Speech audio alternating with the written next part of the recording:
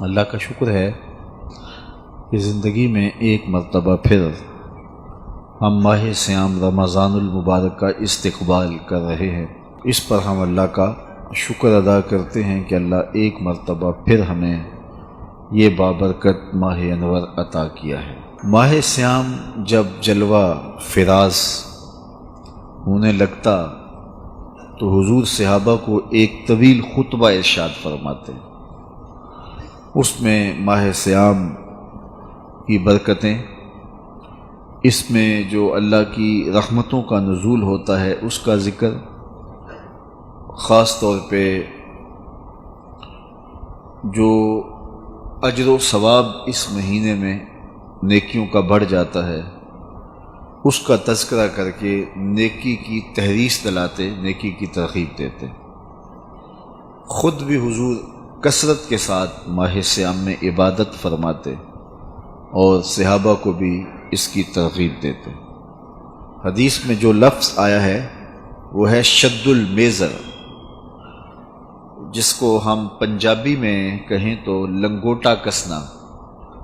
تو جب ماہ صیام آتا تو حضور کمر بستہ ہو جاتے عبادت کے لیے، اور خود بھی جاگتے، اپنے اہل خانہ کو بھی بیدار کرتے، اور فرمایا کہ من صام رمضان ایمانا و احتسابا غفر له ما تقدم من ذنبہ، جس نے رمضان المبارک کے روزے محاسبہ نفس کے ساتھ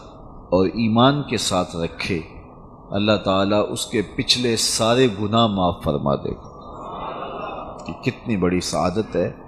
جو روزہ دار کو نصیب ہوتی ہے۔ ہمیں ماہ صیام کے لیے اہتمام سے تیاری کرنی چاہیے۔ ہمارے بزرگ اس بات کی ترغیب دیتے تھے اور ہمیں بھی عملاً اپنی اولاد کو اس کی ترغیب دینی چاہیے کہ اپنے گھروں کی صفائی ستھرائی ماہ صیام سے قبل اہتمام سے کریں۔ اگرچہ آپ کے گھر صاف ہوں گے، بڑے خوبصورت ہوں گے، لیکن اس کے باوجود بچوں کو ساتھ شامل کر کے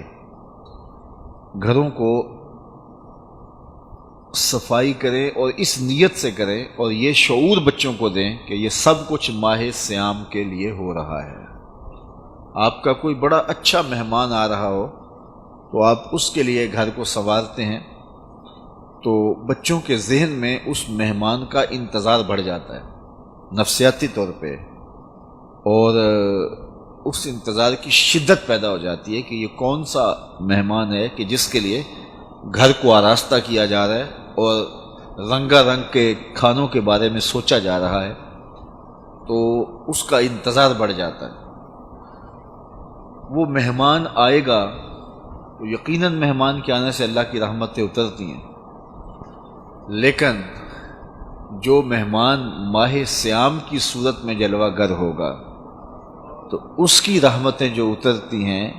اس کا کوئی اندازہ ہی نہیں کیا جا سکتا۔ اس لیے اپنی اولاد کو اس بات کا شعور دیں کہ ماہ صیام آ رہا ہے۔ جنت میں کوئی گرد و غبار نہیں ہے، جنت میں کوئی غلاظت نہیں ہے، جنت میں کوئی کچرا نہیں ہے، حتیٰ کہ جو جنتی جنت میں جائیں گے تو جو وہ کھائیں گے اس پر بول و براز نہیں ہوگا، پسینہ نہیں آئے گا، بلکہ وہ ایک خوشبودار ڈکار لیں گے، اس سے ان کا کھایا ہوا ہضم ہو جائے گا اور اس سے خوشبو پھیلے گی۔ تو جنت میں ایسی کوئی چیز نہیں ہے، لیکن اس کے باوجود پورے 11 مہینے جنت کی زیبائش و آرائش ہوتی رہتی ہے ماہ صیام کے لیے۔ اور حضور نے ارشاد فرمایا کہ اگر لوگوں کو پتہ چل جائے کہ ماہ صیام میں کیا ہے تو وہ آرزو رکھیں کہ پورا سال ہی ماہ صیام ہو۔